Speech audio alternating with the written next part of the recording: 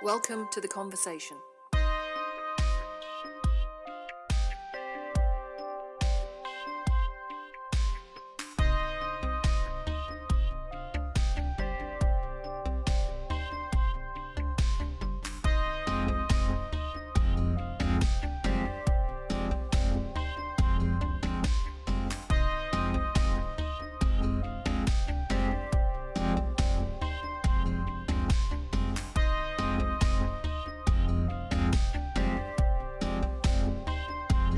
Okay, welcome to the Conversation podcast. My name is John Rodgers, and this is the first podcast, hopefully in a series of podcasts, talking about education.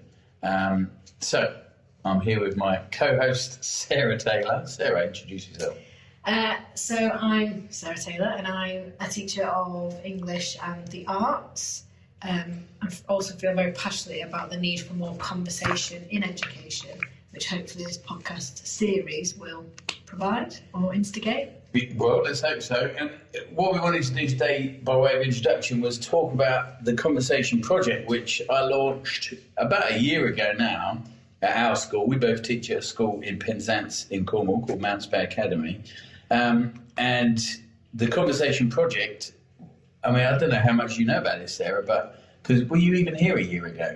I was here a year ago, but I was just finalising my teacher training a year ago, so was in sort of a very different role this time last year. So we probably should say that I am on the senior leadership team. I'm the Director of Research and Development, whatever that means, here at Mounts Bay. And so are you an NQT? I am an NQT. A few weeks left of NQT, so yeah. Wonderful. So probably about this time last year, I had been at this school for a year. I've been here 2 years now.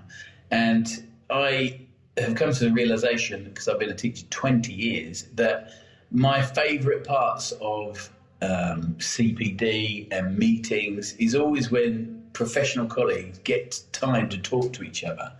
And I really thought that the number of meetings, particularly training events, CPD after school or whatever, the number of times I've been in that and you just get talked at for an hour or however long it is. And then, which is interesting, obviously things that people say are great, but it's just receiving a lot of information, and that was it. You just sort of go home and, have your dinner, play with your kids, whatever. But I always found that those events or days even where you had a chance to talk to other colleagues about the issues, I always got much more out of it than that. And then last year I was reading a book, and this is where I got the inspiration from, actually. I was reading this book, I should have looked this up, what it was called, or who it's by, but it's edited by somebody I think called Brock, but he's a scientific publisher. And this book was called This Book Will Make You Smarter. And essentially it was it comes out of this website that he runs, which is like an intellectual salon for scientists and philosophers and thinkers. And every year he asks like a question and gets all his contacts, thinkers, scientists, philosophers, like I say, that he knows through his publishing days. He gets them all to submit a response to that question. So this book I was reading, a collection of essays, the question was, what cognitive tool would be beneficial for people to have in their toolbox, the toolkit? What would help them be smarter everywhere? And it's a fantastic book. But then I thought, wouldn't that be wonderful for sort of teachers to get together and, free of agenda, have conversations about things that they found that made them better teachers, or that made the kids, think better, learn better, make more progress, whatever. So I decided to essentially create a magazine called The Conversation. And the tagline is a place for sharing and discussing ideas about education. But the point was, each issue, I try and come up with a question that people can respond to, and write a little article, or a long article, and I collate them in the magazine, edit it, put it together, we publish it, print it as a school, and then hand it out to colleagues not only here, but across the MAT. We're part of a MAT called Leading Edge Academies Partnership. And also beyond as well. I'll try and give it out to as many people as I can, just as a collation of ideas about that particular theme. Anyway, so obviously you have read it a few times, so I think we're on issue 5 now. So what do you think? That's where it came from, anyway. Yeah, and it resonates with me your context for starting the conversation, really, because I mean, having only just last year finished my teacher training and then sort of landed in school and taking part in CPD, the kind of CPD that you were describing, it did sort of strike me quite early on that that's kind of CPD of in a room being talked at and all of the workshop led from the front didn't seem to me to be reflective of the way that I was then just last year taught to teach students. A big part of my teacher training really opened my eyes to the conversations between students and how that can promote progress and different formats and structures for in-class learning, really, from sort of Kagan structures and beyond. So it didn't seem reflective of the sort of really positive move towards student participation and obviously often students leading activities in the classroom. So it really does resonate with me that CPD, your reflection on those kind of CPD days led to the conversation. Yeah, it is incredible how much teachers are taught themselves in a very didactic manner, which is, like you say, exactly what we think one shouldn't do as a teacher in front of students. Yet we sit as students in front of a number of people that do that, I guess. And I think moving forward from that again was that as a trainee teacher, you have a peer group, you have a sort of a structured peer group within your teacher training framework, but also other trainees that might be placed in the school as you that naturally fall into your peer group of support to share ideas, and you almost instinctively have lots of conversation with them. Oh, I've tried this, or this worked well, or how did that go? And there's an open communication there between other trainee teachers and their tutors. And then when you come into school, obviously you do then still have a mentor for NQT, which you can then have some discussions with. But those kinds of conversations stop, really, or they did for me. Yeah. So seeking out people to have those conversations with wasn't difficult necessarily. We're looking to have the teaching school here and to have that kind of atmosphere in school. But I can see how many people could go from having those regular, ongoing, open conversations to then teaching in a really secular way within your classroom with the door closed. And I think that the conversation, the magazine that's been launched here, has allowed those kinds of conversations to continue for me, but they just continue in a different way because, as you say, it's colleagues sharing ideas rather than student, teacher and a mentor. So I think it's been positive in terms of generating ideas, but also sharing good practice. And for somebody like myself that's quite multidisciplinary, I teach across varied subjects in the arts, but also with English as well. It has really allowed me to draw upon that cross-curricular approach between faculties. Yeah. Which is brilliant, and that's exactly, I guess, the outcome that I wanted at the start of the project. Let me just read what I write on the front of every conversation, which is, I guess, kind of like a mission statement. It says, at the conversation, we believe that giving educators the space and time to talk about teaching and learning is essential. And that seems to be exactly what you're saying. Yeah. But I go on to say, conversations can generate ideas, inform pedagogies, inspire reform. Conversation, and this for me, by the way, is really key, a conversation implies a measure of equality, and that listening and sharing without limit, without judgment, without inhibition, can lead to incredible things. And that ties in with what I think you were saying in terms of the mentor relationship. I wanted this to be about just colleagues talking without any sort of hierarchical structure, having conversations about teaching and learning. And what else did I say? Conversations allow us to explore ideas, to challenge and ask questions of ourselves, each other, and the systems we work in. They inspire us to create, analyse and evaluate ideas. They provoke us to engage intellectually with the latest research and make links between theories and praxes. Conversations can lift us, excite us and challenge us.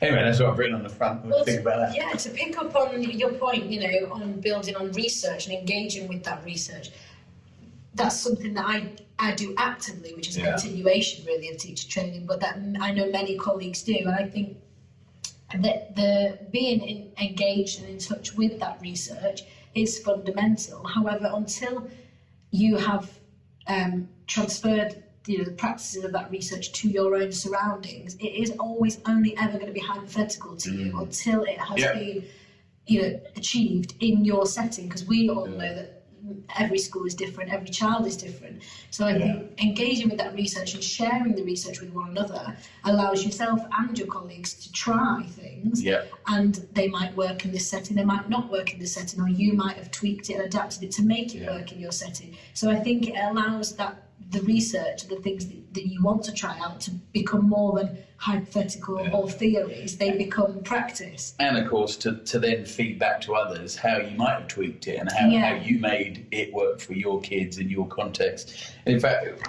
well, it might be a good time now to sort of talk about some of the themes, because issue 4, which has been out for a month or so now, was about research. And one of the interviews in there is with Sarah Taylor, who's the CEO of our MAP. She very much talks about how research is political, in the sense that it's very context driven. The question itself is not impartial. It's partial because of the nature of the researcher, and then obviously context specific politically. So yeah, absolutely. So that was.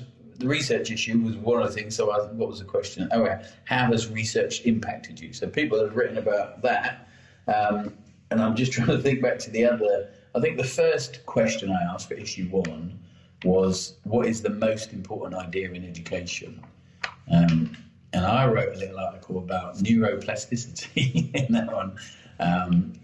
The idea being that, we very much at this school buy into growth mindset, that anybody can learn, given the right practice and time, can learn to do anything and make progress in anything, whether that's a language or whether that's something like art, or whether it's science, which is what I teach.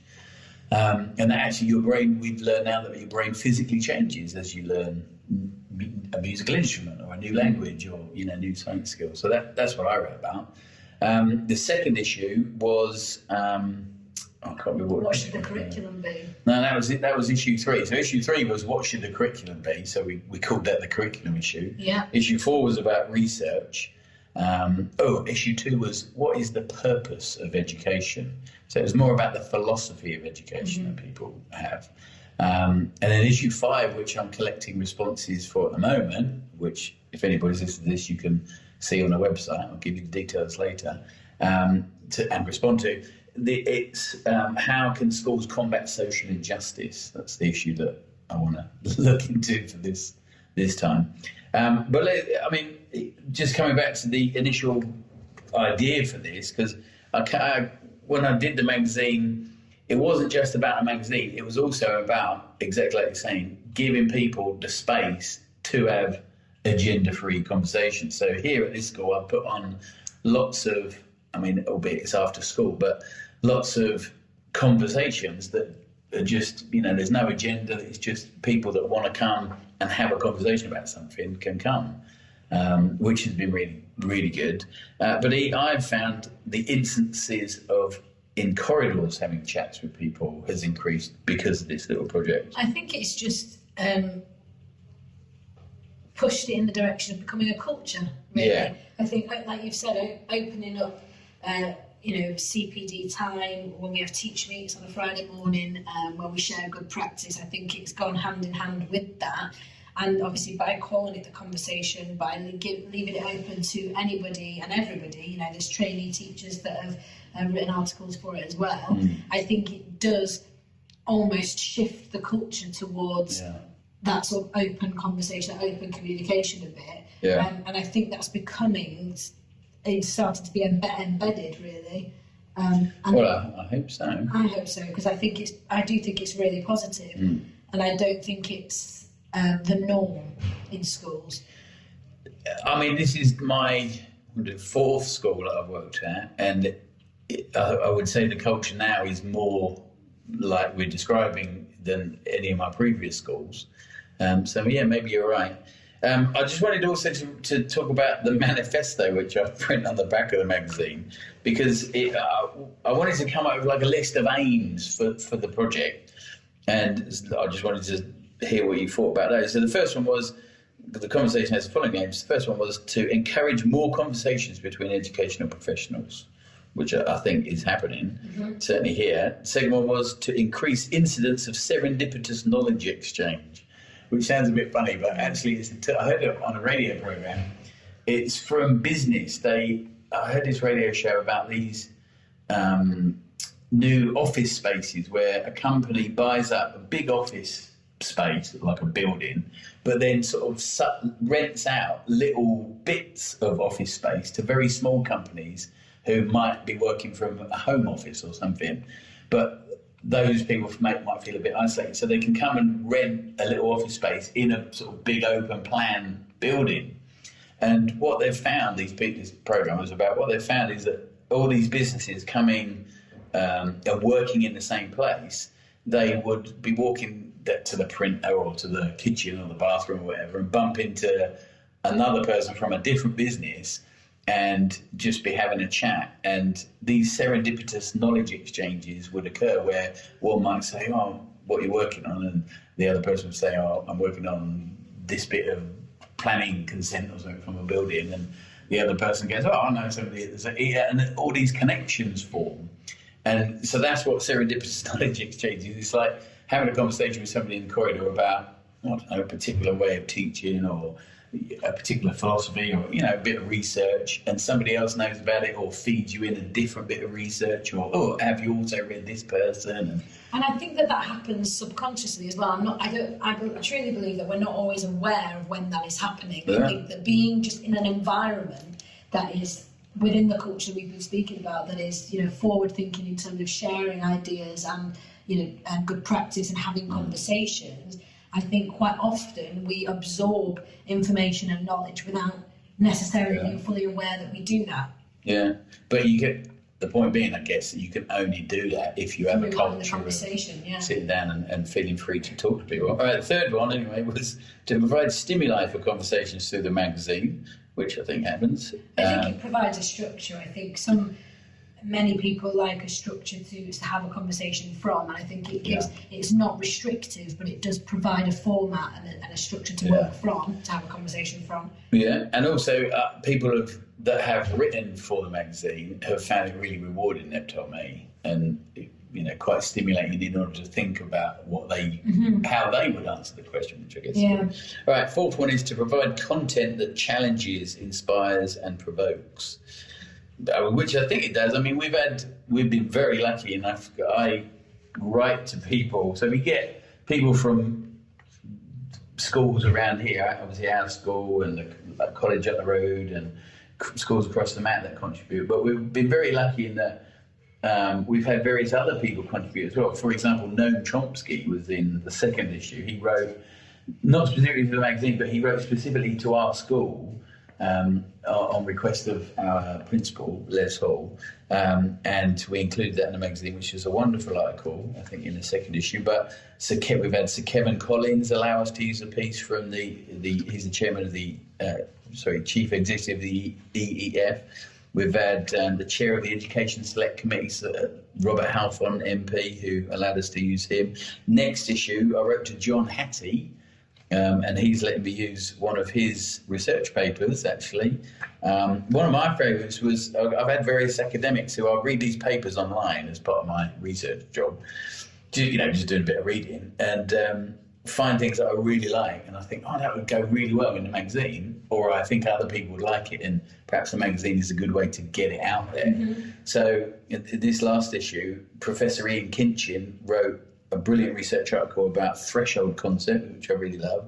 We've had stuff on philosophy from academics, one from Ireland, one from America. So I think that the stuff we try and get in there is challenging, is inspiring, and it's diverse and varied, which I think allows anybody anyone wants to have a conversation about it, to engage with writing and articles from a more diverse range Sorted. And it leads on to the fifth one, which is to be a vehicle to carry content created by education professionals.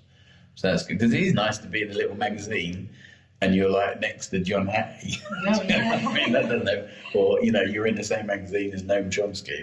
Doesn't happen every day, does it? No. And the final one was to provide a forum for conversation through the website and social media. So it might be a good time for me to say about that now. There's a website which is www.theconversation.education, and we are on Instagram, which is theconversation.education. We're on YouTube, which is where you can find this, and we're hoping to get this on Spotify as well. But the conversation.education is the channel on YouTube, and we're on Twitter at theconvo_edu, because I think the conversation education was a bit too long for that. Bit too long. So we're on these various formats, and this is not a load of stuff on here, but we're trying to get more and more stuff on it. But people, if anybody listens to this, and they would like to, first of all, get some of the magazines, I can send you back copies absolutely free, as in the school will post them out. But I'll send you the magazines for free. But you can also download them off the website as well and have a little read. But also, like we're saying, if people want to contribute, they can email. I think it's submit@theconversation.education. But you can find that on the website as well. So, anything else to say? I just think it's a really exciting opportunity, as you said, to start conversations. And the wider that we can make the conversations reach, then surely the more enriched they'll become. So I think through the various channels, forums, online, social media, hopefully this can just instigate more conversations with more people. Well, let's hope so. And again, this podcast is the next bit of this little project.